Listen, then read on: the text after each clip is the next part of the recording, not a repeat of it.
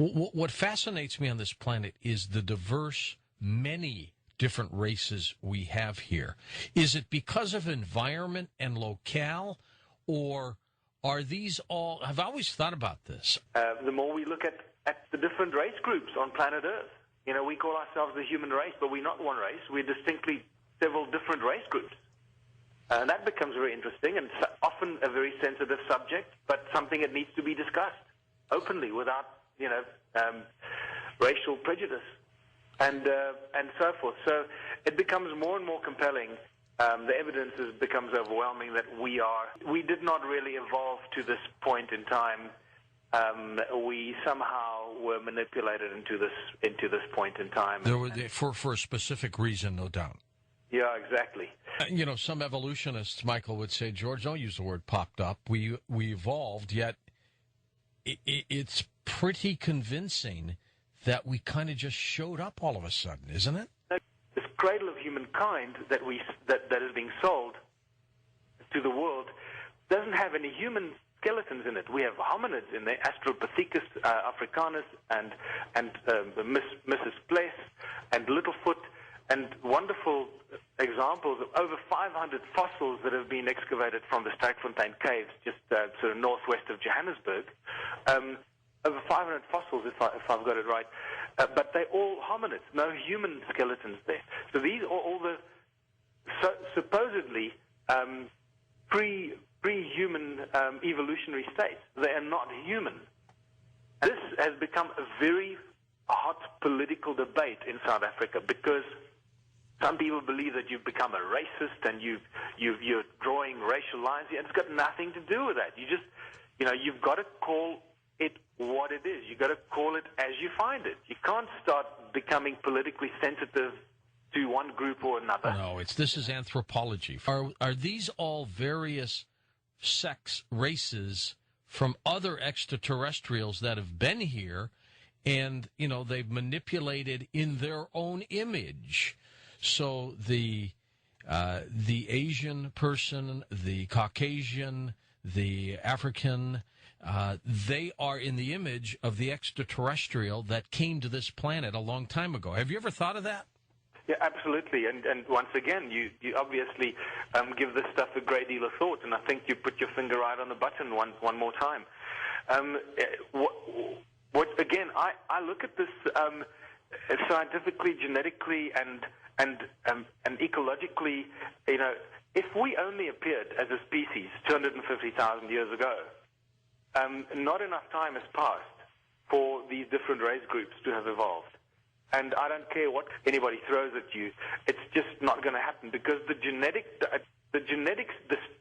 strength of the genetic pool that keeps the Asian person Asian is so strong that it defies any kind of argument or scientific or a genetic evolution into that. It just doesn't make any sense.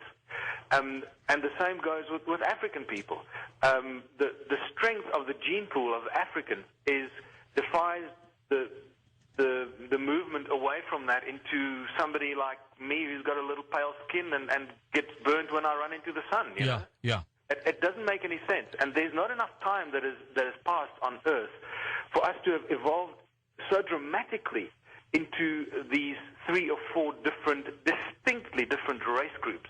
And that's why when I said earlier we call ourselves the human race, well, we're not really the human race because we are not one race group. We are 3 or 4, possibly more, distinctly different race groups. But the obvious ones are the Caucasians, the Asians, the Chinese. I suppose when I say Asian, I mean the Chinese type look, and then the black African, and that is fascinating stuff because it becomes a melting pot of debate. That what is interesting is earlier this year, I think it was in February, Craig Venter, the sort of so-called father of the Human Genome Project, gave a speech which blew everyone's mind, and it certainly blew my mind because he mentioned some startling facts. Until very recently, we were all sold the story that all humans are 99.9% genetically the same, right, identical. Well, that is no longer the case. Okay, with the Human Genome Project studies, they found out that between people and especially different race groups, there is up to a 2 or a 3% difference in their genetic structure. And that's a big difference, isn't it? It's a huge difference. It's almost, Michael, as if they all came from different places in the universe. That's certainly what it seems like. It seems like there might have been a prototype kind of person built here, and then another group by one group of extraterrestrial settlers for a specific purpose. The cloning of the humans by the Anunnaki, many of your listeners will be very familiar with that.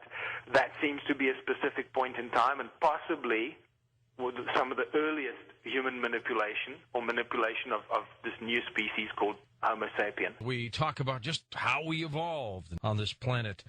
You know, we're talking about the work of Zecharia Sitchin and his theories of the 12th planet. Robert Saffier does a very thorough job trying to coordinate all the various people who are talking about this. And it's growing, I think. It's growing, and it's getting bigger and bigger and bigger.